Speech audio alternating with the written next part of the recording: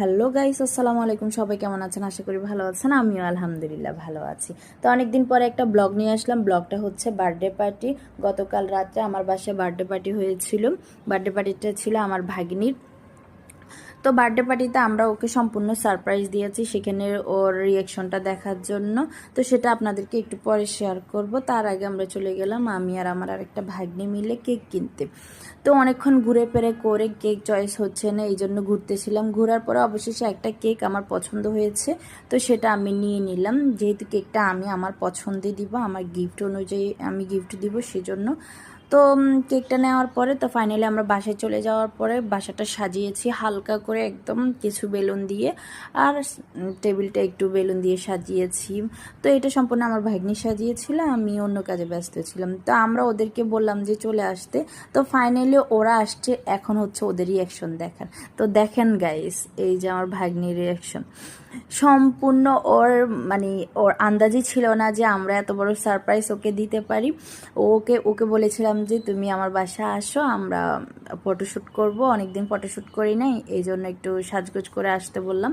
তো ও এসে দেখে পুরোটাই সারপ্রাইজ হয়ে গেছে। তো ওকে বললাম যে চলো এবার কেক কাটো। পরে কেক কাটতে এই যে সবাই দাঁড়িয়ে কেক কাটছিল। তো কেক কাটার পরে সবাইকে কেক খাওয়াবে, আমরা সবাই ওকে উইশ করছিলাম হ্যাপি বার্থডে বললেই, সবাই আমরা গান গাইতেছিলাম, ভিডিও করতেছিলাম, অনেক মজা করছিলাম। তো সব মিলে ওর এই বার্থডে পার্টিটা ওর অনেক আনন্দে খুশিতে যাচ্ছিল। তো এখানে আমরা সবাই একে অপরকে কেক খাওয়াচ্ছিলাম, আমি ওকে কেক খাওয়াচ্ছিলাম। তো ওকে কেক খাওয়াতে খাওয়াতে আমি বললাম যে একটু মুখে লাগিয়ে দে, ও আমাকে ধাক্কা মেরে সরিয়ে দিয়েছে। তো এখানে আমি ওকে বলতেছি এখন তোমার ইন্টারভিউ নিব, আমরা যেহেতু সারপ্রাইজ করেছি তো সেটা তোমার কেমন লেগেছে, এখন তোমাকে আমাদেরকে ইন্টারভিউ দিয়ে শোনাতে হবে। তো আমরা কিছু কোয়েশ্চেন করবো, তুমি আনসার দেবেন। তো চলেন ওর ইন্টারভিউ নিচ্ছি, যেহেতু আমরা ওকে সারপ্রাইজ দিয়েছি। তো তোমার কেমন লেগেছে সারপ্রাইজটা? আমাদের বন্ধুদের উদ্দেশ্যে কিছু বলো। খুব ভালো লেগেছে। আমি এটা এক্সপেক্ট করি নি, এমন সারপ্রাইজ আমাকে দিয়েছে। মাইকটা একটু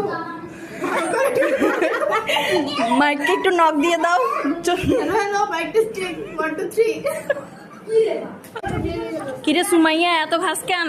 খেতে খাইতেই হবে, খাওয়া ছাড়া জীবন চলবে না। ওদিকে বিরন বার্থডে শেষ।